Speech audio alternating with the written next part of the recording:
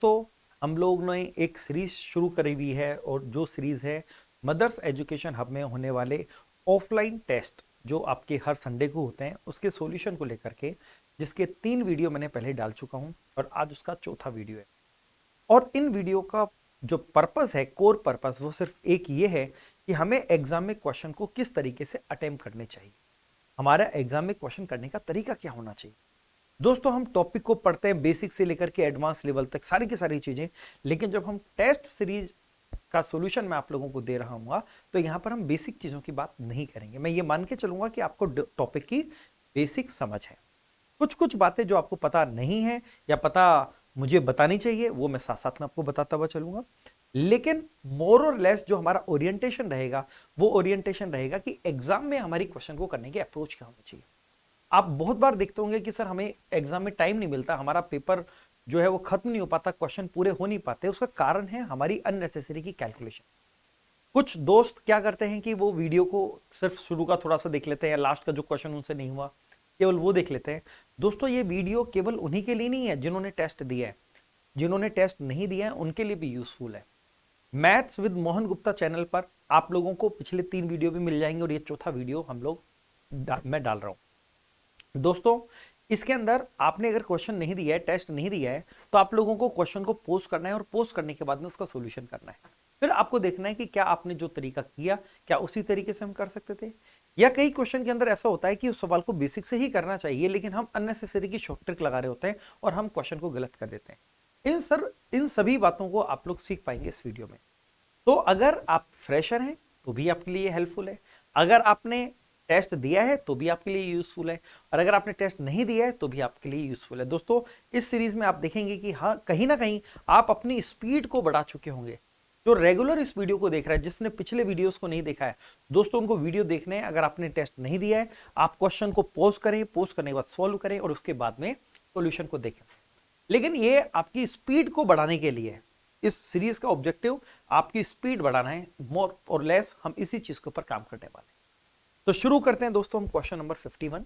हमें इस क्वेश्चन के अंदर देखो, पहली इक्वेशन दे रखी है a plus B plus C is equal to 2, दूसरी इक्वेशन ये दे रखी है, तीसरी इक्वेशन ये दे रखी है, चौथी इक्वेशन ये दे रखी है। चार इक्वेशन है, 3 वेरिएबल है। अब आप यहां गलती से भी वैल्यू पुटिंग की मत सोचना कि मैं यहां कुछ वैल्यू पुट कर लूं। नहीं दोस्तों, बिल्कुल वैल्यू पुट नहीं कर सकते हैं। वैल्यू पुट करने के लिए इक्वेशन कम और वेरिएबल ज्यादा होने चाहिए। तो सबसे पहली चीज जो आप इस क्वेश्चन में सीख रहे हैं वो है कि आपको कोई भी वैल्यू पुट नहीं करनी है इस क्वेश्चन के अंदर। तो फिर हम इस क्वेश्चन को कैसे करेंगे?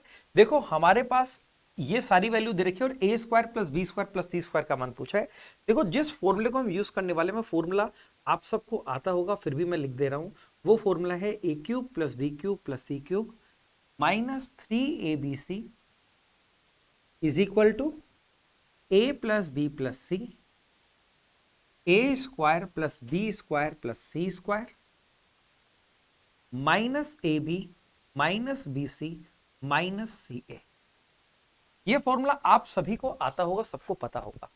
लेकिन दोस्तों, मैंने फिर भी ये लिख दिया। एग्जाम में जब हम क्वेश्चन करेंगे तो हम ये स्टेप नहीं लिखेंगे। हमारा पहला स्टेप यहां से शुरू होगा जो मैं करने वाला हूं। देखो दोस्तों, किस तरीके से हमें एग्जाम में इस क्वेश्चन को करना है। A cube plus B cube plus C cube का मान हमें क्वेश्चन में दे रखा है 28, मैंने लिख दिया, माइनस 3abc। एबीसी का मान देखो, यहां से अगर मैं मल्टीप्लाई करूं तो एबीसी की वैल्यू आ गई है 4। एबीसी की वैल्यू कितनी आ गई है? 4। A plus B plus C का मान हमें क्वेश्चन में दे रखा है 2। A square plus B square plus C square का मान हमसे पूछा गया है, मैंने मान लिया x। और अगर मैं माइनस कॉमन ले लूं तो ये A B plus B C plus C A बचेगा। दोस्तों, मुझे यहां से देख के आप बताओ कि यहां पर अगर एलसीएम हम एबीसी लेते हैं तो ऊपर क्या बचता है? A B plus B C plus C A, यही बचेगा। यहां पर बचेगा ए बी, यहां पर बी सी, यहां पर सी ए, और एबीसी को 0 से मल्टीप्लाई कर देंगे तो बटा क्या हो जाएगा? 0। मतलब A plus B plus A B plus B C plus C A का मान हमारे पास क्या आ गया है? 0। बस इसको सॉल्व करना है। 12 को घटाएंगे इसमें से तो ये बचेगा 16, और 16 को 2 से काटेंगे 8। यही हमारे सवाल का आंसर। बस इतना सा हमें लिखना था। दोस्तों, ये फॉर्मूला एग्जाम में लिखने का थोड़ा ना होता है, एग्जाम में तो हमें सीधा वैल्यू पुट करनी है। चलो बढ़ते हैं सेकंड क्वेश्चन की तरफ। राहुल चीनी बेचकर कुछ प्रॉफिट कमाना चाहता है, 2 अलग अलग मेथड यूज करता है, किस तरीके से उसे ज्यादा प्रॉफिट होगा? पहला मेथड है कि 10% प्रॉफिट पर बेचे तो मतलब 10% कमा रहा है, और दूसरा बोल रहा है कि 1 किलो की जगह 900 ग्राम दे। दोस्तों 1 किलो की जगह 900 ग्राम देने का मतलब है कि अगर वो 100 रुपए का सामान उसको देना चाहिए था तो 100 की जगह सामान केवल कितने का दे रहा है, 90 रुपए का। 900 ग्राम 90 का ही तो आएगा, अगर 1 किलो 100 रुपए का आता है तो 900 ग्राम कितने का आएगा, 90 का। लेकिन 90 का सामान ही वो 100 में बेच रहा है, तो प्रॉफिट कितना कमा गया, 10 कितने पे कमा गया, 90 पे, मल्टीप्लाई बाई 100। हालांकि ये सब कुछ लिखना नहीं होता, जीरो कट जाएगा, 1/9 का मतलब होता है 11 एंड 1/9, मतलब सेकंड केस में जो प्रॉफिट हो रहा है वो हमें ज्यादा हो रहा है, तो हमारा आंसर हो जाएगा मेथड 2 ऑप्शन नंबर पे। चलो बढ़ते हैं अगले क्वेश्चन की तरफ। 3600 रुपए की धनराशि सीमा, कोमल और रीता में डिवाइड करनी है। सीमा और कोमल इन दोनों का रेशो हमें दिया है 1.5:2। अगर मैं पॉइंट हटाना चाहता हूं तो डबल कर दो ना, इसको 3:4 मान लो, मैं क्या फर्क पड़ना है। और कोमल और रीता का रेशो दिया है 2:2.5। पहले दिया था सीमा और कोमल का, अब दिया है कोमल और रीता का। कोमल दोनों में कॉमन है, तो दोस्तों ये हो गई सीमा, ये हो गई कोमल, ये हो गई रीतु। तो सीमा और कोमल का रेशो मैंने डबल कर दिया 3:4। इसका भी पॉइंट हटाना है तो डबल कर दो 4:5, तो 4 तो है ही, 5 ये हमारे पास आ गया। ये तीनों का रेशो हमारे पास आ गया। रीता का हिस्सा पूछा है, ये वाली वैल्यू हमसे पूछी जा रही है। दोस्तों 3600 तीनों के पास मिला के होना चाहिए, तीनों के पास मिला के हमको दिख रहा है कि 12 है, 12 की वैल्यू 3600। आप देखेंगे कि 12 तिया 36, 3 गुना मतलब 300 टाइम्स, तो ये भी 300 टाइम्स हो जाएगी। 5 तिया 15, 1500, 1500 ऑप्शन नंबर ए हमारा। चलो बढ़ते हैं अगले क्वेश्चन की तरफ। सर्कल एक दे रखा है जिसका सेंटर ओ है, इसका डायमीटर ए बी है। चलो हम एक सर्कल बना लेते हैं। इस सर्कल का सेंटर दे रखा है ओ और डायमीटर दे रखा है ए बी। अगर डायमीटर दे रखा है तो डायमीटर सेंटर से होके गुजरेगा, तो हमने ये बना दिया ए बी। फिर कह रहा है कि सर्कल पर सी बी एक टेंजेंट है। सी बी एक टेंजेंट है, तो हमने ये टेंजेंट खींच दी। हमने क्या किया, एक टेंजेंट खींच दी सी बी, सी से लेके बी टेंजेंट। ये आगे की तरफ भी बढ़ेगी, लेकिन इन्होंने बी तक बोला है, हम वहीं तक लिखेंगे। एसी सर्कल को जी पर काटता है, ए से लेके सी को हमने मिला दिया, ये सर्कल को जी पर काटता है, बहुत अच्छी बात है। तो सर्कल की रेडियस 6 सेंटीमीटर है। दोस्तों अगर इस सर्कल का सेंटर ये है तो रेडियस 6 है, मतलब ये भी 6 और ये भी 6, तो 12 हो गया। एजी की लंबाई 8 है, ए से लेके जी ये लंबाई हमको 8 दे रखी है।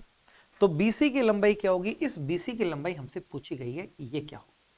मैं आपसे पूछता हूं कि अगर टेंजेंट है, आप सब जानते हैं कि टेंजेंट जो होता है और रेडियस जो होती है, अगर ये सर्कल है, ये टेंजेंट है, तो रेडियस पे एंगल कितना बनता है, 90। तो ये एंगल 90 हो जाएगा। अब हमसे जो पूछा जा रहा है वो पूछा जा रहा है बीजी बी सी की लंबाई क्या होगी, इसकी लंबाई क्या होगी। अब देखो ये तो साइड हमारे पास है, ये है, लेकिन ये नहीं है। तो एक काम करते हैं ना, क्या ये डायमीटर है, डायमीटर को अगर मैं इधर की तरफ मिला दूं तो डायमीटर से सरकमफेरेंस पर बना हुआ एंगल 90 होता है, ये एंगल 90 होता है। आप कहेंगे सर बिल्कुल होता है। तो मुझे बताओ अगर ये साइड हमारे पास है, ये साइड हमारे पास है, तो क्या मैं पाइथागोरस से निकाल सकता हूं। आप कहेंगे सर बिल्कुल निकाल सकते हैं। ये है 12, ये है 8, 90 के सामने वाला कर्ण होता है, कर्ण हमारे पास 12 है, एक साइड 8 है, ये हमें निकालना है। तो हम क्या करेंगे, स्क्वायर का डिफरेंस लेंगे। कर्ण के लिए हाइपोटेनियस के लिए हम प्लस करते हैं, बाकी दोनों के लिए हम माइनस करते हैं। तो 12 के स्क्वायर में से 8 के स्क्वायर को, लेकिन दोस्तों हमेशा छोटी छोटी बातों को सीखना है। ये अगर 12 है, ये अगर 8 है और मुझे ये निकालना है, तो मैं 4 से इसको काट दूंगा 3 बार, 4 से कटेगा 2 बार, मैं 3 और 2 मान के इसको सॉल्व करूंगा। तो 3 का स्क्वायर 9, 9 में से 4 गया 5, तो ये वैल्यू कितनी आ गई, √5। पाइथागोरस हमने यूज किया है, इसके स्क्वायर में से इसके स्क्वायर को घटाएंगे तो इसका स्क्वायर मिलता है। लेकिन आपने इसको सिंप्लीफाई किससे किया था, 4 से, तो आप 4 से मल्टीप्लाई कर देंगे।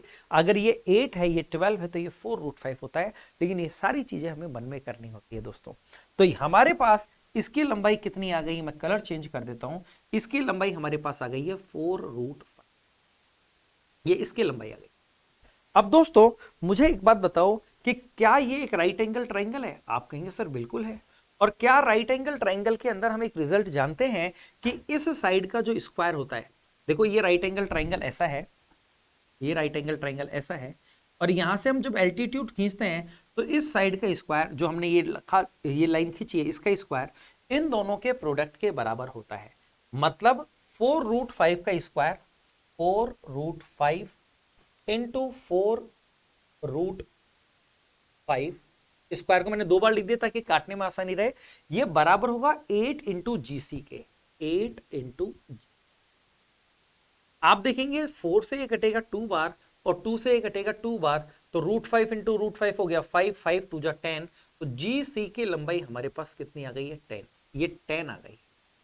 अब दोस्तों, अब तो इस सवाल में बचा ही गया है, आपको इसकी लंबाई निकालनी है और आपके पास इन दोनों की लंबाई है, ये लंबाई भी है, ये लंबाई भी है, एंगल 90 डिग्री है।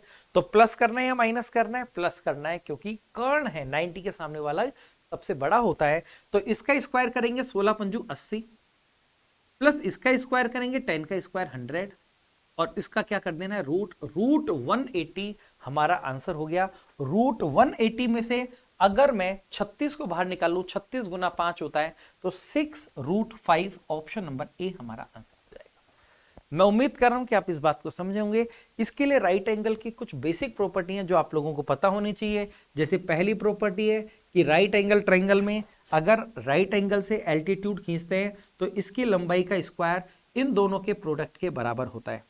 सेकंड प्रॉपर्टी जो आपको पता होनी चाहिए वो ये पता होनी चाहिए कि इन दोनों साइड से हम ये कैसे निकालते हैं। पाइथागोरस तो हमने इसमें। चलो बढ़ते हैं अगले क्वेश्चन पे। दोस्तों, हर क्वेश्चन में आपको कुछ ना कुछ लर्निंग मिलेंगी। अगर जो चीज आपको नहीं आती वो आपको सीखने को मिल रही है। आपकी पूरी मैथमेटिक्स का रिवीजन इसके अंदर हो रहा होगा।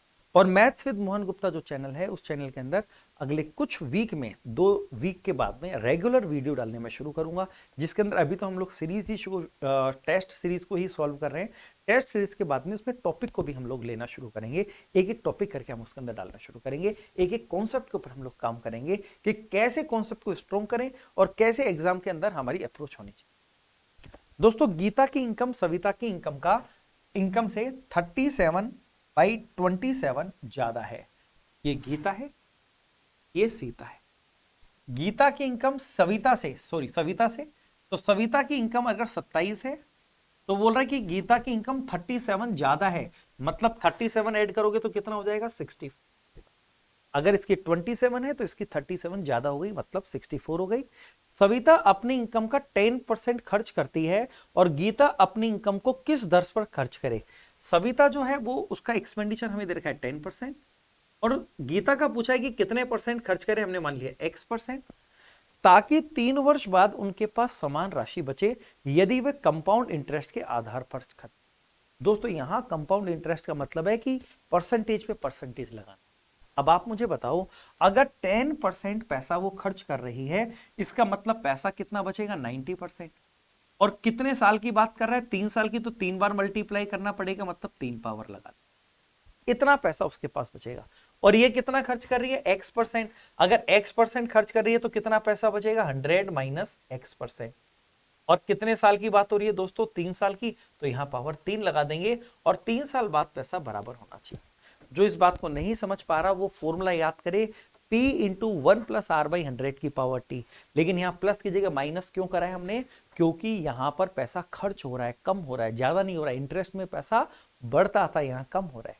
और उसने बोला है कि 3 साल बाद ये बराबर हो जाना चाहिए, हमने बराबर कर। अब आप मुझे बताओ, ये क्यूब हटाना है तो क्या करूं? क्यूब रूट कर दूं? तो ये देखो 100 माइनस एक्स अपॉन 100 इंटू 64 का क्यूब रूट हो जाएगा 4, 27 का क्यूब रूट हो जाएगा 3, और इसका क्यूब रूट करेंगे तो 9/10 क्यूब रूट हट गया। अब काटा पीटी कर देते हैं यहां पर, और आप देखेंगे 0 से 0 कट गया, और ये 2 से कट गया 2 बार, ये 2 से कट गया 5 बार। तो 5/2 को अगर भेजेंगे तो देखो 9 3 27, 27 गुना 5 करेंगे 105, और 105 का आधा करेंगे तो 52.5। कितना बचेगा हमारे पास? कैलकुलेशन में देख लेना कहीं गलती नहीं हो। ये 64 का 4 हो गया, 3 हो गया, 9/10 हो गया, बिल्कुल सही है। तो यहां पर आप देखेंगे कि 1 0 से हमने 1 0 काट दिया था, ये भी बिल्कुल सही है। 2 से 2 बार कट गया, 2 से 5 बार कट गया, यहां तक बात बिल्कुल सही है। तो यहां पर 5 से मल्टीप्लाई करेंगे 15, 15 नाम 135, और 135 को 2 से डिवाइड करेंगे तो 67.5। ये किसकी वैल्यू आई है? 100 माइनस एक्स की वैल्यू आई है। तो बताओ 100 में से कितना घटाएं कि 67 बचे? तो ये हो गया 32.5%। एक्स की वैल्यू हो गई 32.5, ऑप्शन नंबर ए हमारा आंसर हो गया। आप सब लोग मेरी बात को समझ रहे होंगे, मैं इस बात को फिर से रिपीट कर देता हूं। सबसे पहले जब उसने कहा कि इतना ज्यादा है, इसका मतलब 27 पे 37 ज्यादा करना है, तो 27 पे 37 ऐड किया 64। ये 10% कम कर रही है, मतलब 90%। 90% को हमने 9/10 लिया है। और ये कितना खर्च कर रही है, एक्स, तो एक्स खर्च करेगी तो 100 माइनस x% बचेगा। 3 साल के लिए पावर 3 लगा दिया और सॉल्व कर दिया, और हमारा आंसर सामने। चलो दोस्तों, बढ़ते हैं आगे की तरफ। Question number 56। दो व्यक्ति ए और बी किसी काम को 32 डेज में कर सकते हैं। जो इंफॉर्मेशन दी गई है उसको मैं लिख देता हूं, ए प्लस बी 32 डेज में।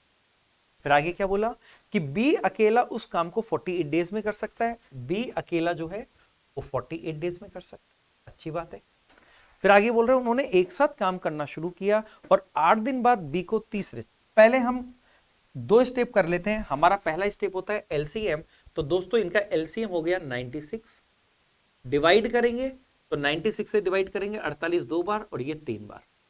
ये हमें एक दिन का काम मिल गया है कि ए और बी एक दिन में 3 काम कर रहे हैं, उनमें से बी का काम 2 है, तो ए का काम कितना आ गया 1। हमें इन तीनों का अलग अलग काम पता लग गया। स्क्रीन थोड़ी सी कट रही है, ऊपर 96 लिखा हुआ है, आप सबको दिख रहा होगा।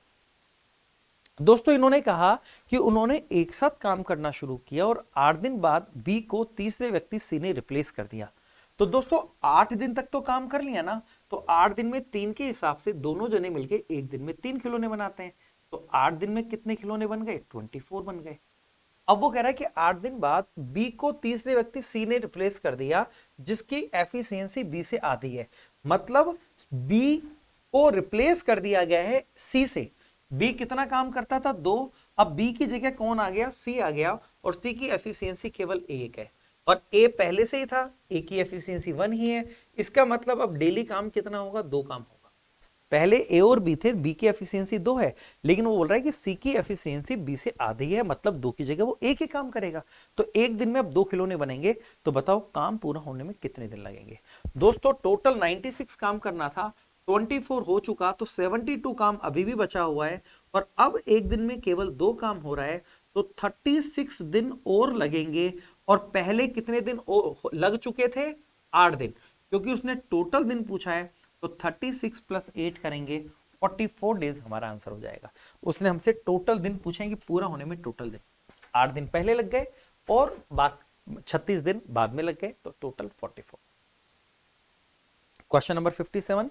शांत जल में एक नाव की चाल, मतलब हमें स्टिल वाटर में रेट दे रखी है, बोट की स्पीड की दे रखी है 9, करंट रेट दे रखी है हमको 1.5। एक व्यक्ति 105 किलोमीटर की डिस्टेंस नाव से जाता है और वापस प्रारंभिक बिंदु पर आता है, तो उसके द्वारा कुल समय के कितने गुणनखंड संभव है। मतलब उसने इसमें टाइम एंड डिस्टेंस के साथ में नंबर सिस्टम का कॉन्सेप्ट भी लगा दिया। तो पहले हम टाइम की बात करते हैं। दोस्तों अगर वो एक बार जा रहा है धारा की दिशा में, तो एक बार धारा के अपोजिट आएगा। मतलब एक बार अगर वो 9 + 10 1.5, एक बार वो 10.5 की स्पीड से जाएगा, और एक बार वो 9 - 1.5 मतलब 7.5 की स्पीड से आएगा। कितने किलोमीटर जा रहा है, 105 किलोमीटर। 105 किलोमीटर इस स्पीड से गया, और यही 105 किलोमीटर इस स्पीड से आया, तो टोटल टाइम जाने में इतना, आने में इतना, इतना टाइम। अगर हम टाइम देखें तो ये तो डिवाइड हो रहा है 10 बार, क्योंकि पॉइंट हटेगा तो 0 आ जाएगा, 105 से 105 कट जाएगा। और ये है 15/2, 15/2, 15 से कटेगा 7 बार, 7 दूना 14, ये 14 बार डिवाइड। तो टोटल टाइम लग रहा है 24 घंटे। लेकिन उसने आपसे टाइम नहीं पूछा, उसने बोला टाइम के कितने फैक्टर पॉसिबल है। दोस्तों 24 के फैक्टर करने हैं, तो 24 का मतलब होता है, 24 का मतलब होता है 2 का क्यूब 8 गुना 3। देखो कभी भी अगर आपको नंबर ऑफ फैक्टर्स निकालने हो, तो पावर में हमेशा एक एक जोड़ देते हैं। यहां पर पावर 3 है, तो 3 में एक जोड़ देंगे 4, एक में एक जोड़ देंगे 2, और इसको मल्टीप्लाई कर देंगे 4 2 जा 8, हमारा आंसर। अब कई स्टूडेंट जैसे ही 24 आंसर निकलेगा वो टिक करके आगे बढ़ जाएंगे, लेकिन दोस्तों ध्यान रखना, इस क्वेश्चन में उसने आपसे टाइम नहीं पूछा, टाइम के कितने फैक्टर पॉसिबल है। ये एक फॉर्मूला होता है जो हम लोग पढ़ेंगे जब नंबर सिस्टम कभी हम देखेंगे। नंबर ऑफ फैक्टर्स निकालने का फॉर्मूला होता है कि जितने भी नंबर्स होते हैं उनकी पावर में एक एक जोड़ के आपस में मल्टीप्लाई कर देते हैं। अगला क्वेश्चन हमारा ट्रिग्नोमेट्री से है। दोस्तों sec x - 10x का इनवर्स जो होता है वो होता है sec x + 10x। ये दोनों एक दूसरे के रेसिप्रोकल, और cos x का रेसिप्रोकल होता है sec x। कोसेक्स का उल्टा क्या होता है सेक एक्स, बीच में साइन है माइनस का, तो ये इससे कट गया, हमारा आंसर हो गया 10। ये तो बिल्कुल हलवा सवाल था, इसमें कोई दिक्कत नहीं। एक व्यक्ति 2500 रुपए में 25 वस्तुएं बेचता है और 10% का उसको लॉस होता है, तो 20% का प्रॉफिट कमाने के लिए 2400 रुपए में कितनी वस्तु बेचेगा? दोस्तों मैं आपसे एक बात पूछना चाहता हूं कि 2500 रुपए की 25, इसका मतलब एक वस्तु 100 रुपए में बेची है, और बेचने पर 10% का लॉस हो गया, इसका मतलब ये वैल्यू 90% की है, 10% कम में बेचा है, और 20% का प्रॉफिट कमाना चाहता है, मतलब 120% में बेचना चाहता है, मतलब ये वैल्यू 90% की है, तो 1% की वैल्यू ये हो गई, और 120% की वैल्यू ये हो गई, मतलब वो उसको एक वस्तु इतनी में बेचनी चाहिए। भाई इतने में बेच रहा था तो 10% लॉस हो रहा था, मतलब 90% की, और वो चाहता है कि मैं 20% प्रॉफिट कमाऊं, मतलब 120% की वैल्यू मुझे निकालनी है, तो एक वस्तु से इतने में बेचनी चाहिए। वो पूछ रहा है कि भाई 2400 में कितनी बेचेगा, तो 2400 की बेचनी है और एक कितने की बेचनी है, डिवाइड कर दो, आंसर आ जाएगा। आप देखेंगे 120 से कट रहा है 20 बार, 20 से कट रहा है 5 बार, और 5 से कटेगा 18 बार, x की वैल्यू 18 हमारा आंसर हो गया। चलो बढ़ते हैं अगले क्वेश्चन की तरफ। आप देख रहे होंगे दोस्तों कि अगर हम लोग, ये तो मैं आपको एक्सप्लेन भी कर रहा हूं चीजों को, साथ साथ में हम देख रहे हैं कि किस तरीके से अप्रोच लगाने, क्या कॉन्सेप्ट उसमें छुपा हुआ है, लेकिन एग्जाम में हमें क्वेश्चन कैसे करना चाहिए, कितना टाइम लगना चाहिए, वो सारी बातें मैं आपको बता रहा हूं। दोस्तों इसमें sine theta plus cos theta की वैल्यू देखिए, tan theta plus cot theta का मान पूछा है। मैं आपसे एक चीज जानना चाहता हूं कि tan theta plus cot theta, ध्यान से सुनना, क्या टेन थीटा को हम साइन बटा कोस लिख सकते हैं, और क्या कोड थीटा को हम कोस बटा साइन लिख सकते हैं, और इन दोनों का टोटल पूछ रहे हैं। क्या ऊपर sign square plus cos square 1 बन जाएगा, और नीचे की तरफ क्या आएगा sine theta into cos theta. मैं जब भी साइन और कोस लिखना होता है, मैं पहले भी वीडियो में बता चुका हूं कि हम साइन और कोस टर्म को यूज शुरू करते थे, मतलब मुझे जो वैल्यू बतानी है वो साइन थीटा और कोस थीटा के इनवर्स की बतानी है। मेरा सवाल इतना सा रह गया। अब देखो मुझे एक बात समझ में आती है कि अगर मैं इसका स्क्वायर कर दूं, जो हमें वैल्यू दी गई ना, इसका मैं क्या कर दूं स्क्वायर, तो स्क्वायर करने पर sine plus cos, A plus B का स्क्वायर क्या होता है sine square plus cos square, जिसका मान हो जाएगा 1 plus 2 sine theta cos theta. Sine theta cos theta को मैंने एस और सी लिख दिया। ए प्लस बी का स्क्वायर होता है A square plus B square plus 2ab, तो sine square plus cos square plus 2 sine cos, ये हमारे पास स्क्वायर आ गया, और इधर भी स्क्वायर करना पड़ेगा, तो जब हम इसका स्क्वायर करेंगे तो 1 प्लस रूट 3, ए प्लस बी का स्क्वायर होता है A square plus B square, तो 1 प्लस 3 कितना हो जाएगा 4। दोस्तों हमारी स्पीड बढ़ानी है तो हमें कुछ चीजें मन में करनी चाहिए, ए स्क्वायर प्लस बी स्क्वायर, तो 1 प्लस 3 करेंगे 4 प्लस 2ab, तो 2 इंटू 1 इंटू रूट 3 करेंगे 2 रूट 3, और डिवाइडेड बाई 2 का स्क्वायर क्या हो जाएगा 4, क्योंकि हमने दोनों तरफ स्क्वायर किया है, स्क्वायर दोनों तरफ ही हमको करना होगा। दोस्तों आप देखेंगे 4/4 हो गया 1, और 2 से ये कटेगा रूट 3 बाई 2, ये वैल्यू आ गई हमारे पास इसके 2 साइन।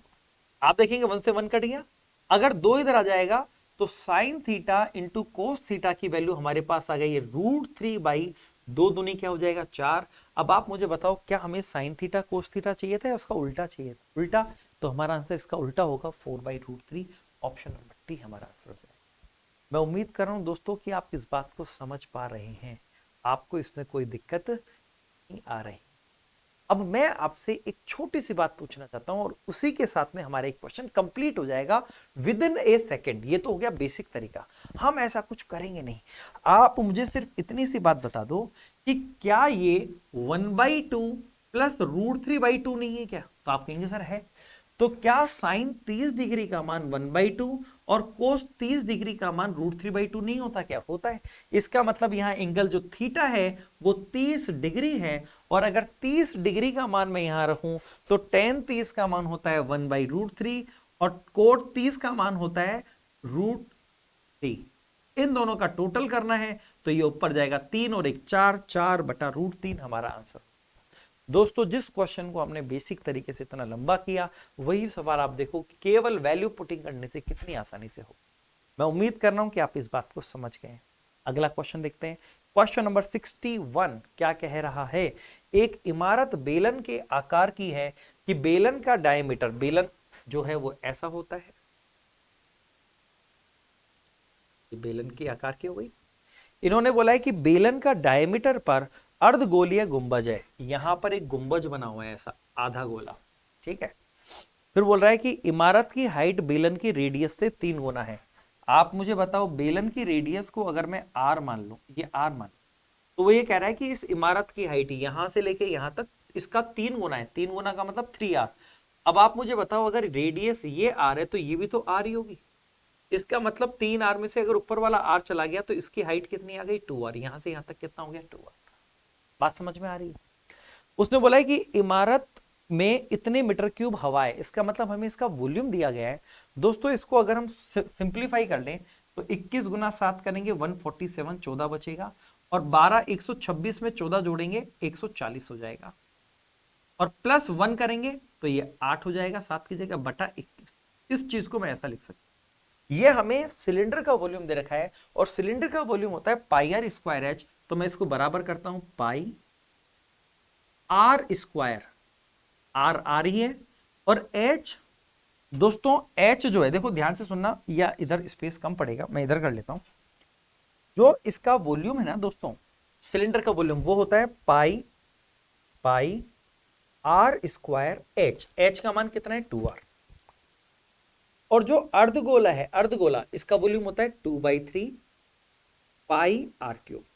आप देखेंगे पाई आर क्यूब यहां पर भी है और पाई आर क्यूब यहां पर भी है, पर यहां 2 बचा है, यहां 2/3 बचा है, तो अगर 2 को 2/3 में जोड़ेंगे तो 3 दूना 6 और 2 8/3 pi R cube, pi R cube, ये वैल्यू हमारे पास आ गई है। और ये वैल्यू हमें कितनी दे रखी है 1408/21। अब इसको सिंप्लीफाई करना है, तो 21 से तो 7 21 कट गया, कटा कि नहीं कटा, 22 से काटेंगे 22 छिंग 132, 22 चौक 88, 8 से कटेगा 8 बार, तो आर क्यूब की वैल्यू 8 आ गई है, तो आर की वैल्यू कितनी आ गई 2। हमसे पूछा क्या था इमारत की ऊंचाई बताओ, इमारत तो 3r है पूरा का पूरा, इमारत की ऊंचाई तो ये लिखा है ना, इमारत की ऊंचाई रेडियस का 3 गुना है, तो 2 का 3 गुना करेंगे 6 मीटर हमारा आंसर। मैं उम्मीद कर रहा हूं दोस्तों कि आप इस बात को समझ गए होंगे। अब देखो ऐसे सवाल एग्जाम के अंदर बहुत पूछे जाते हैं, और दोस्तों इन क्वेश्चन में स्टूडेंट गलत करके आता है जो बहुत गलत है। आप मुझे एक बात बताओ कि वी बोर्ड मास रूल किसको नहीं पता, सबको पता है, तो सही तरीके से अप्लाई करो ना। और कभी भी ये मिश्र भिन्न हो जाती है ना, इसका मतलब बीच में प्लस छिपा हुआ है, लेकिन पहले आप इसको सॉल्व करेंगे। अब मुझे बताओ वी बोर्ड मास नियम के अनुसार सबसे पहले सॉल्व क्या होगा। अब देखो हम इसको थोड़ा कम स्टेप में करने की कोशिश करेंगे। पहले विनक्यूलम होता है जो नहीं है, ब्रैकेट होता है वो नहीं है, ओ ओफ का है यहाँ पर, तो सबसे पहले सॉल्व होगा का मतलब होता है गुणा करना। तो देखो दोस्तों ये है 5/9 का, और 5 और 1 6/5, ये हमारे पास आ गया, 5 से 5 कट गया, 3 से कट गया 2 बार, 3 से कट गया 3 बार। मतलब सबसे पहले मैंने इस टर्म को सॉल्व किया है, इसको मैं मिटा दूं, ये डिवाइड को मिटा रहा है। सबसे पहले मैंने यहां से लेके यहां तक को सॉल्व किया, क्योंकि का को सॉल्व करना है, और ये वैल्यू हमारे पास आ गई है 2/3। यहां तक कोई दिक्कत किसी को, यहां तक दिक्कत नहीं होगी। अब इसके बाद नंबर आता है डिवाइड का के बाद नंबर किसका आता है डिवाइड का, तो हम डिवाइड को सॉल्व करेंगे, और डिवाइड के साथ में मल्टीप्लाई भी कर सकते हैं, क्योंकि डिवाइड का मतलब उल्टा करके मल्टीप्लाई करना ही होता है। तो देखो दोस्तों ध्यान से सुनना, ये है 3/4, मैं इधर लिखता हूं 3/4 गुणा, ये है 3 दूना 6 और 2 8/3, 8/3। डिवाइड का मतलब हो गया उल्टा करके गुणा करना, तो गुणा करेंगे। इस पूरे को सॉल्व करके हमने 2/3 लिखा था, उल्टा करके हमने क्या कर दिया 3/2। फिर है प्लस, तो हमने प्लस लगा दिया। फिर है 2/23, तो हमने 2/23 लिख दिया। फिर है गुणा, तो हमने गुणा लगा दिया यहां पर। फिर इन्होंने बोला 6 × 18 और 5 23/6, तो हमने 23/6 लिख दिया। फिर है का, अब देखो एक का यहां पर और है, ध्यान से सुनना आप, यहां पर एक का और है, तो मैंने यहां पर भाग लिख दिया। और अब का को सोल्व करना है, जहां यहां पर का को सोल्व किया था उसी तरीके से इसको सोल्व करते हैं। तो यह 2/7 का मतलब होता है गुणा करना, 3 दूना 6 और 1 7/3। तो आप देखेंगे 7 से 7 कटेगा, 2/3 बचेगा। मतलब 23/6 के बाद में भाग के बाद में 2/3 आने वाला है। और दोस्तों भाग को गुणा में बदलेंगे तो 2/3 का उल्टा क्या हो जाएगा 3/2, ऐसा हो जाएगा 3/2। अब इसको हमको सॉल्व करना है, तो अब मैं काटे पीटी कर लेते हैं जो जो कट रहा है। देखो 3 से 3 कट रहा है, 4 2 जा 8 से 8 कट रहा है, तो यहां तो क्या बच गया 3, प्लस का निशान है वो प्लस बना दिया, 23 से 23 घट गया, 2 से कट गया 2 और 3 से कट गया 2 बार, तो ये हमारे पास बचा 1/2, 3 और आधा, ऑप्शन नंबर सी हमारा आंसर। मैं उम्मीद कर रहा हूं कि इस आसान सी बात को आप समझ गए हैं। चलो बढ़ते हैं हम अगले क्वेश्चन की तरफ, क्योंकि अभी आधे क्वेश्चन भी नहीं हुए और हमारा आधा घंटा हो चुका। क्वेश्चन को मैं लंबा, वीडियो को ज्यादा लंबा हम नहीं करेंगे। दोस्तों आपको लग रहा होगा कि सर सिर्फ सवाल करा रहे हैं, बाकी बातें तो कर ही नहीं रहे हैं। बाकी बातें करने का दोस्तों समय ही नहीं बचा। अप्रैल में एग्जाम सर पर हैं, अब तो सिर्फ और सिर्फ मॉक टेस्ट देना है और उनका एनालिसिस करना है। एनालिसिस के अंदर कैसे क्वेश्चन को हम करते हैं, देखो जिन क्वेश्चन में अभी तक आगे 2-3 क्वेश्चन मैंने देखे हैं अभी, जिन क्वेश्चन के अंदर आपको देखने को मिलेगा कि किस तरीके से हम चीजों को आसानी तरीके से कर सकते हैं। जितनी भी चीजें हमने करी अभी तक वो हम एग्जाम के ओरिएंटेशन को लेके कर रहे हैं कि एग्जाम में हमें सवाल कैसे करना चाहिए। 40 स्टूडेंट का एवरेज हमें दे रखा है। यदि 2 स्टूडेंट के मार्क्स इतने इतने की जगह इतने इतने हो गए तो बताओ सही औसत क्या है। देखो आप एक बात को समझें कि औसत जो था एक का 46 की जगह 48 कर दिया, मतलब +2 कर दिया, और एक का 84 की जगह 64 कर दिया, मतलब कितना कर दिया, 20 कम कर दिया। इसका मतलब है कि आपने 18 कम कर दिया है। 18 कम कर दिया तो आपको सही करने के लिए क्या करना पड़ेगा, आपको 18 बढ़ाना पड़ेगा।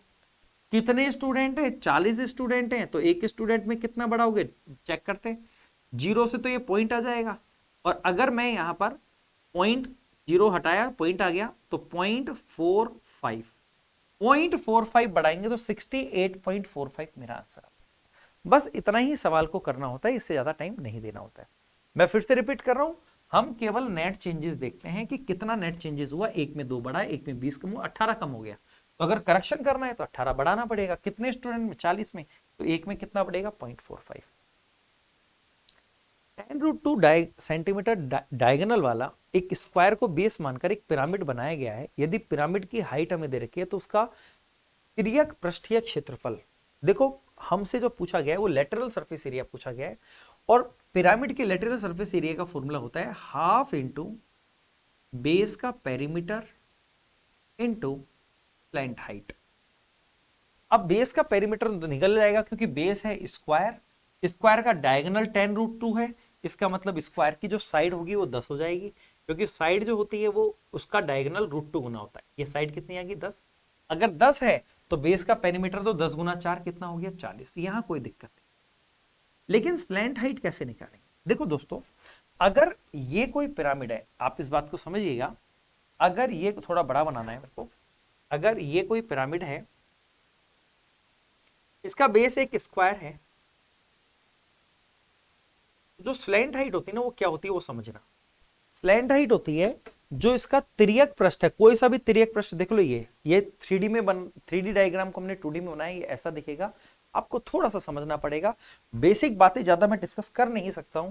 इस स्क्वायर की साइड 10 आई है, तो दोस्तों यहां से जो हम परपेंडिकुलर डालते हैं, इस पिरामिड के ऊपर से जो हम परपेंडिकुलर डालते हैं, ये हाइट हमको क्वेश्चन में दे रखी है 12, ये हाइट हमको दे रखी है 12, क्योंकि ये पूरा का पूरा 10 है तो यहां से यहां तक कितना हो जाएगा, 5। और स्लैंट हाइट क्या होगी, यहां से इसके जो स्लैंट है, ये वाला जो यहां से जो हम एल्टीट्यूड डालते हैं ना, ये लंबाई जो होती है ये स्लैंट हाइट कहलाती है, ये स्लैंट हाइट कहलाती है। तो दोस्तों आपको ये डायग्राम जो है वो इस तरीके से समझना पड़ेगा कि इसमें ये वाली साइड तो हो गई है 5, ये इसकी हाइट हो गई है 12, और ये इसकी स्लैंट हाइट कितनी हो गई है, 13। राइट एंगल ट्राइंगल ट्रिपलेट की मदद से तो स्लैंट हाइट को हम यहाँ 13 रख देंगे, तो आप देखेंगे 2 से कटेगा 2 बार, 13 दूना 26, 260 हमारा आंसर। चलो बढ़ते हैं अगले क्वेश्चन की तरफ। दोस्तों मैथ्स विद मोहन गुप्ता इस चैनल के ऊपर आप लोगों को पिछले वीडियो भी देखने को मिल जाएंगे, आप लोग पिछले वीडियो देख सकते हैं। क्वेश्चन नंबर 10 ये कह रहा है कि 10 अंकों की एक संख्या है जो 72 से डिविजिबल है, तो x की मैक्सिमम पॉसिबल वैल्यू के लिए इसका मान क्या होगा। ओके दोस्तों 72 जो बना है वो बना है 9 × 8 से, इसका मतलब ये संख्या 9 से भी डिवाइड है और 8 से भी डिवाइड है। अब 9 की अगर हम बात करें तो 9 का डिविजिबिलिटी रूल है, अंकों का योग 9 से डिवाइड होना चाहिए। अब अंकों का योग चेक करेंगे, देखो 9 से डिवाइड हो रहा है, ये 9, 8 और 8 16 और 2 18, ये भी 9 से डिवाइड हो रहा है। बच गया 5, 5 बच गया, तो x और y का योग, x + y का योग, 5 में क्या जोड़े हम, 4 जोड़ सकते हैं, तो 9 बन जाएगा। या 13 जोड़ सकते हैं तो 13 और 5 18 हो जाएगा, या 22 जोड़ सकते हैं तो 22 और 5 27 हो जाएगा। लेकिन आप बताओ क्या दो संख्याओं जो सिंगल डिजिट की है क्या उनका योग 22 हो सकता है? तो आप कहेंगे सर बिल्कुल नहीं हो सकता, तो इस 22 को तो मतलब मुझे ये पता लग गया कि x प्लस वाई का मान क्या पॉसिबल है, या तो 4 या फिर 13। अब वो कह रहा था कि 8 से भी डिविजिबल है। दोस्तों 8 की डिविजिबिलिटी रूल के लिए लास्ट के 3 अंक काम के होते हैं, 3y2। मैं ज्यादा बेसिक नहीं बताऊंगा, मैं मान के चलूंगा कुछ बातें आपको पता है। जब भी ये नंबर ओड होता है, विषम होता है, तो हमेशा ध्यान रखो आखिरी 2 अंकों में 8 का भाग देने पर 4 बचना चाहिए, तभी वो पूरी संख्या 8 से डिवाइड होती है। और अगर ये नंबर इवन होता, सम होता, तो आखिरी 2 संख्या में अगर 8 का भाग जा रहा है तो पूरा नंबर भी 8 से डिवाइड होगा। तो ये नंबर है ओड। अगर ये नंबर ओड है तो मुझे यहां पर ऐसा नंबर रखना पड़ेगा जिसमें जब 8 का भाग दें तो रिमाइंडर 4 बचे। तो देखो दोस्तों, अगर मैं यहां पर 12 रखता हूं, मतलब y की वैल्यू क्या रखता हूं, अगर मैं y की वैल्यू क्या रखता हूं, यहां से 1 रखता हूं, y की वैल्यू क्या रखता हूं 1, तो 12 में 8 का भाग देने पर 4 बचता है। अब आप चेक कर सकते हैं, अगर y की वैल्यू 1 रखता हूं 3 1 2, तो इसमें 8 का भाग जाएगा, 8 3 24, 8 9 72 जाएगा। इसी तरीके से y की अगली वैल्यू कौन सी आएगी, अगली वैल्यू 4 अधिक आएगी, 5 आएगी, अगली वैल्यू फिर 4 अधिक आएगी, 9 आएगी। मतलब y की पॉसिबल वैल्यूज हमारे पास 1 5 और 9 है। दोस्तों हमें x की वैल्यू मैक्सिमम रखनी है तो y की वैल्यू मिनिमम करनी है। उसने बोला है x की वैल्यू मैक्सिमम रखो, तो x और y का सम मैक्सिमम करना है, 13 करने की कोशिश करेंगे तो y को मिनिमम करेंगे। अब y को मिनिमम अगर मैं 1 करता हूं दोस्तों, अगर y को 1 करता हूं तो x का मान 12 हो जाएगा, 2 डिजिट में हो जाएगा, जो पॉसिबल नहीं है। तो मैं x की वैल्यू, y की वैल्यू क्या रखने की कोशिश करूंगा, 5। अगर मैं y की वैल्यू 5 रखूं तो मुझे पता है कि x और y का योग 13 करने के लिए x का मान 8 हो जाएगा। इसका मतलब x की मैक्सिमम पॉसिबल वैल्यू 8 और y की वैल्यू 5 हो जाएगी। तो अगर मैं यहां 5 x की जगह 8 रखूं तो 8 पंजो 40, और y की जगह 5 रखूं तो 7 पंजो 35, तो 40 में से 35 जाएगा, मेरा आंसर क्या आ जाएगा, 5। मैं उम्मीद कर रहा हूं कि आप इस बात को समझ गए। अगला क्वेश्चन है एलजेब्रा से। देखो दोस्तों, जब भी ऐसी कंडीशन आ जाए ना ए स्क्वायर बराबर बी प्लस सी, तो आपको कुछ नहीं करना, ए बी सी सबका मान 2 पुट कर देना है। अगर मैं सबकी वैल्यू 2 पुट कर देता हूं तो ये 1 और 2 3 बन गया, 1/3 प्लस 1/3 प्लस 1/3। अगर 3 बार 1/3 को जोड़ेंगे तो आंसर क्या हो गया। चलो बढ़ते हैं आगे की तरफ। Question number 67। दो धातुओं के एक मिश्रण का भार 18 ग्राम है जिसका मूल्य 87 रुपए है। यदि उनका भार आपस में बदल दिया जाए तो मिश्रण का मूल्य 78.6 हो जाता है, मतलब सस्ता हो गया। ओके, यदि एक धातु का मूल्य 6.7 है, एक का मूल्य 6.7, तो 18 छिंग 90, 90 से कम है। ओके, तो दूसरी धातु का मिश्रण में भार क्या होगा। देखो दोस्तों, मैं जो बात बता रहा हूं, मैं आंसर निकाल चुका हूं, आंसर मेरा आ चुका है। मैं आपको समझाता हूं कैसे। मैंने कोई बेसिक अप्रोच नहीं लगाया, मैं तो सीधा ऑप्शन उठाया और आंसर आ गया। ऑप्शन ऐसे दिए गए हैं जिसको देखते आंसर निकल के आ रहा है। दोस्तों मुझे बताओ, एक धातु का रेट दे रखिए 6.7, अगर पूरी की पूरी 18 ग्राम इस धातु की होती तो आप ये कहेंगे सर 18 गुना 6 करेंगे, 108 रुपए का सामान होना चाहिए था, पर इसमें मैक्सिमम रेट ही 87 आ रही है। इसका मतलब पक्का जो दूसरा सामान है वो 6.7 से सस्ता होना चाहिए, महंगा तो नहीं हो सकता। आप मेरी बात समझ रहे हैं। अगर 18 ग्राम पूरा इसका होता तो रेट 100 से ऊपर चल जाती। आप तो ऐसा समझो 108 क्या और भी ज्यादा ऊपर जाएगी, पर 100 से ऊपर चल जाती, जबकि रेट 100 से ऊपर तो कोई गई नहीं है। ये वैल्यू तो 87, इसका मतलब दूसरी वैल्यू सस्ती है, दूसरी चीज इसमें सस्ती मिली हुई। अब देखो ध्यान से समझना क्या हुआ, जब हमने उनकी क्वांटिटी को बदला तो वो और सस्ता हो गया। इसका मतलब सस्ती वाली जो चीज थी, एक तो है 6.7 वाली और दूसरी हमें पता लगी दूसरी है इससे सस्ती। अब वो कह रहा है कि जब हमने इनकी क्वांटिटी को चेंज कर दिया, ये इसकी जगह कर दी तो उसकी रेट और गिर गई, और गई। इसका मतलब है कि सस्ती वाली क्वांटिटी और बढ़ गई। इसका मतलब पहले सस्ती वाला कम था, महंगा वाला ज्यादा था। अब जैसे हमने बदला तो सस्ता वाला ज्यादा हो गया, महंगा वाला कम हो गया, और ऐसा करने से रेट और कम हो गई। इसका मतलब पहले सस्ती वाली क्वांटिटी कम थी। अब आप बताओ 18 ग्राम का आधा होता है 9 ग्राम, अगर मुझे कम करना है तो 9 से तो कम होगा, मेरा आंसर 8 ग्राम आएगा। मैं इस क्वेश्चन को एग्जाम में इसी तरीके से करूंगा। हालांकि अब मैं आपको इसका बेसिक तरीका भी बता देता हूं, पूरा बेसिक कैसे करेंगे वो भी बता देता हूं। देखो दो धातुओं का मिश्रण है जिनकी मिश्रण का भार है 18 ग्राम। तो पहले की क्वांटिटी में Q1 ले लेता हूं, क्वांटिटी 1, दूसरे की ले लेता हूं Q2। लेकिन दोबारा जब हुआ तो उनके भार बदल गए, तो पहले वाली Q2 हो गई और दूसरी वाली Q1 हो गई, ऐसा हो गया। अब देखो दोस्तों, जब भी ऐसा सवाल बनता है ना जिसमें भार बदल जाता है, तो आप समझो कि पहले जो जितने ग्राम था दूसरी बार वो उसका दूसरा आ रहा है, तो दोनों मिला के 18 ग्राम होने चाहिए। आप चाहो तो सीधा इसका टोटल करके 18 का भाग दे दो, ये हमारे पास दोनों का मिला करके 1 ग्राम का वजन आ जाएगा। मैं क्या कह रहा हूं, चलो पूरा डिटेल में समझाता हूं। पहले वाले की क्वांटिटी क्वांटिटी 1 है, दूसरे वाले की क्वांटिटी क्वांटिटी 2 है। अब उन्होंने बदल दिया, उन्होंने चेंज कर दिया, तो ये क्वांटिटी 2 हो गई, क्वांटिटी 1 हो गई। और ऐसा करने पर पहले ये सामान था 87 रुपए का, और अब ये सामान कितने का बन गया, 78.6। मुझे इनकी प्राइस जो है, मैं मान लेता हूं कि इसकी प्राइस P1 है और इसकी प्राइस P2 है। तो ये तो P1 हो गया और ये P2 हो गया। और पहले ये टोटल 78 रुपए का सामान हो रहा था, अब ये सामान कितने का हो रहा है, 78.6। अगर मैं इन दोनों को ऐड करूं तो P1 कॉमन आ जाएगा, तो ब्रैकेट में क्या बचेगा, Q1 प्लस Q2। और यहाँ P2 कॉमन आ जाएगा, तो ब्रैकेट में क्या बचेगा, Q1 प्लस Q2। तो ये बन जाएगा P1 plus P2 into Q1 plus Q, ऐसा बन। और अगर मैं इन दोनों को ऐड करूं तो ऐड करने पर ये हो गया 0.6, ऐड करने पर हो गया 0.6, 7 और 8 15 का 5 और 16, ये हमारे पास है। दोस्तों दोनों की क्वांटिटी मिला के हमें क्वेश्चन में 18 ग्राम दे रखी है, तो अगर मैं इसकी वैल्यू 18 रख दूं यहां पर, तो 18 से अगर इसको डिवाइड कर दूंगा, आप मेरी बात समझ पा रहे हैं सब लोग, तो देखो ये वैल्यू कितनी आएगी, 18 नाम 162, 3 बचेगा, 18 दूना 36, 9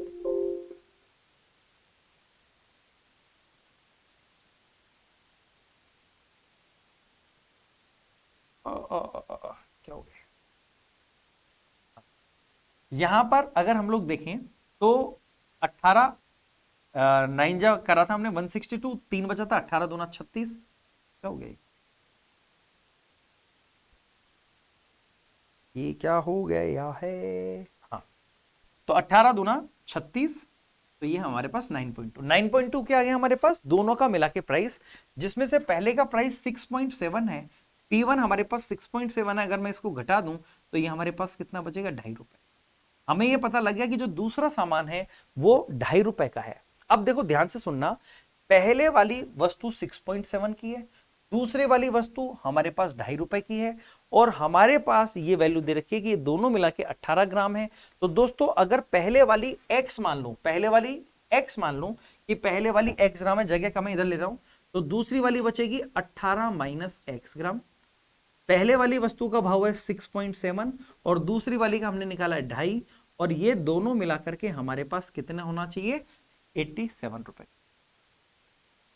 आप यहां देखेंगे 6.7x है, माइनस 2.5x करेंगे तो ये बचेगा 4.2x, और 18 को 2.5 से गुना करेंगे 45, 45 उधर जाएगा तो बचेगा 42, तो ये पॉइंट से जीरो लग जाएगा। x की वैल्यू कितनी आ गई हमारे पास, 10। x हमने पहले वाली का क्वांटिटी मानी है, अगर 18 से पहले वाला 10 है तो दूसरा कितना आ जाएगा, 8 ग्राम। ये इतना लंबा तरीका, अब आप खुद सोचो कि इतना लंबा तरीका करना है या जो तरीका मैंने आपको बताया वो करना। चलो बढ़ते आगे की तरफ, क्योंकि ऑलरेडी 45 मिनट हो चुके हैं। दोस्तों 400 मार्क्स के एक एग्जाम में एक स्टूडेंट को 85 मार्क्स मिले, उसने मिनिमम मार्क्स से 5 अंक ज्यादा प्राप्त किए हो, तो उत्तीर्ण होने योग्य प्रतिशत क्या है। देखो उसने कहा है कि 5 नंबर उसके ज्यादा हैं, इसका मतलब उसको 80 नंबर ही चाहिए था पास होने के, कितने में से, 800 में से। तो 80 नंबर 8 400 का कितना परसेंट है, 500 नहीं है सॉरी 400 है, 2 जीरो से 2 जीरो कट जाएगा, 20%। ये हमारा आंसर सीधा कर सकते थे। 80 चाहिए, 40 10% है, 80 20%। 2 वर्षों का सिंपल इंटरेस्ट की दर से मूलधन में 16% की वृद्धि होती है, मतलब ब्याज की दर 8% हो गई। ओके, तो 2 साल का 25,000 पर कंपाउंड इंटरेस्ट क्या होगा। ओके, तो 16%, 16% कितना हो गया, 2,000 रुपए से ज्यादा, 2,000 रुपए से ज्यादा। ओके, तो ये तो 2,160 ही आंसर होना चाहिए, साफ साफ दिख रहा है। देखो दोस्तों मैं आपको वैसे बता देता हूं कि 2 साल का सिंपल इंटरेस्ट 16% है, मतलब रेट आ गई 8%। तो आपको इतने का 8% से 2 साल का निकालना है, तो सबसे पहले आप इसका 8% निकालेंगे, इसका 1% है 250, तो 8% हो गया 2000। फिर से आप इसका 8% निकालेंगे, इसका 1% है 20, 8% हो गया 160। 2 साल के लिए आपको 2 और 1 से मल्टीप्लाई करना होता है, तो 4000 प्लस 160, 4000, सॉरी मैंने क्या करा था 2160 कर दिया क्या? 2160 कैसे होगा? 8% से तो ज्यादा ही होगा ना, 8% ही 4000 होता है, 4160 ये हमारा। चलो बढ़ते हैं आगे की तरफ। 333 और 360 के बीच सभी विषम अभाज्य संख्याओं का औसत क्या है? 333 और 360, ये लो। क्यों दिमाग लगाना भाई, औसत इन दोनों के बीच में ही होगा ना, और तो कहीं नहीं जाएगा, इनके बीच में एक ही नंबर है। बाकी तरीका क्या होता है मैं आपको बता देता हूं भाई। 333 से 360 के बीच में जो नंबर होंगे बीच के, मतलब इनको इंक्लूड नहीं करना है। 335 होगा, 337 होगा, 337, 339 होगा, 341 होगा, और लास्ट नंबर आएगा 359। ये एक एपी बन गई है, समांतर श्रेणी बन गई है, और समांतर श्रेणी का जो औसत होता है वो हमेशा first term plus last term by 2 होता है। तो अगर आप इन दोनों को जोड़ के आधा करेंगे तो भी 347 ही है। आप कर सकते हैं क्योंकि ऑप्शन ऐसे दिए हैं कि 100% आंसर यही। चलो बढ़ते हैं आगे। ट्राइंगल एबीसी की साइड दे रखी है हमें, ए बी 16, 63, 65। देखो जैसे आपने ये नंबर देखा आप समझ जाओ कि एक राइट एंगल ट्राइंगल है। 16, 63, 65 ये ऐसा होता है। 16, 63, 65 ये राइट एंगल ट्राइंगल है। ए बी 16 दिया है, ए इसको माने बी इसको मानना पड़ेगा। ए बी 16 दिया है, ए सी 63 दिया है, और बी सी 65 दिया है। ए से बी सी का मिड पॉइंट एम तक एक सरल रेखा खींचिए। एम इसका मिड पॉइंट बोला इन्होंने, मिड पॉइंट बोला है, मिड पॉइंट बोला है मतलब ये दोनों भी बराबर है और ये भी बराबर होता है क्योंकि ये सर्कम सेंटर होता है राइट एंगल ट्राइंगल। तो ए एम की लंबाई क्या है? ए एम की लंबाई क्या है? अरे भाई ये पूरा 65 है तो ये 32.5, 32.5, 32.5 आधा आधा हो जाएगा, सवाल ही खत्म हो गया। ट्रिपलेट का पता कैसा लगा वो मैं आपको बता देता हूं कि कभी भी आपको अगर कोई इवन नंबर से ट्रिपलेट बनाना है, जैसे 16 से ट्रिपलेट बनाना है, तो आप 16 का आधा करो 8, 8 का स्क्वायर करो 64, 64 के अगल बगल वाले नंबर हैं ये 63 और 65। नहीं बात समझ आई? फिर से समझो। जैसे 6 से ट्रिपलेट बनाना है तो 6 का आधा करो 3, 3 का स्क्वायर होता है 9, तो 9 से एक कम कर दो, एक ज्यादा कर दो, 6, 8, 10 ये ट्रिपलेट हो। जैसे आपको 10 से ट्रिपलेट बनाना है, 10 का आधा होता है 5, 5 का स्क्वायर करो 25, 25 से एक कम कर दो 24, एक ज्यादा कर दो 26, ये भी ट्रिपलेट है। 12 का आधा करो 6, 6 का स्क्वायर करो 36, एक 36 से कम कर दो, एक 36 से कम कर दो, एक 36 से ज्यादा कर दो, ये भी। चलो बढ़ते हैं हम आगे, ज्यादा बेसिक पे इसमें बात नहीं करें। अब डीआई के क्वेश्चन शुरू हो गए। ग्राफ दिया गया है, failure rate of students in various exam, अलग अलग एग्जाम हुए ABCDEF, उनमें फेल होने वाली दर हमें दे रखी है। ओके, डेटा ऊपर दिया हुआ है तो इस लाइन की हमें जरूरत पड़ेगी नहीं। इन्होंने पूछा निम्नलिखित में से किस परीक्षा में असफलता दर बी परीक्षा की असफलता दर से 25% ज्यादा है? बी में थी 16, इसका 25% होता है 4, 4 ज्यादा करेंगे तो 20 ही होता है, ये हो गया एग्जाम सी। ये लो खत्म। जिन्होंने ये टेस्ट नहीं दिया है दोस्तों, आपको पहले वीडियो को पॉज करना है, आपको पहले सोल्व करना है, फिर आप आंसर लिखें। एग्जाम ई की असफलता दर, एग्जाम ई की असफलता दर ये हो गई। एग्जाम सी की असफलता दर से, एग्जाम सी की असफलता दर से कितना प्रतिशत है? मतलब 33, 20 का कितना परसेंट है?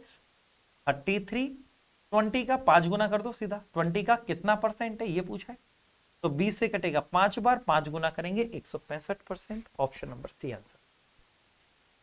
एग्जाम एफ की असफलता दर, एग्जाम एफ ये रहा, एग्जाम बी की असफलता दर की कितनी गुना है? 40, 16 का 2.5 गुना है, नन ऑफ दिस 2.5 गुना आ जाएगा। अरे भाई 40, 16 का 8 से कटेगा 5 बार, 8 से कटेगा 2 बार, 2.5 गुना आंसर आ जाएगा। चलो बढ़ते हैं। एग्जाम ई की असफलता दर कितने प्रतिशत है? एग्जाम ई की 33 है। ये क्या सवाल हुआ?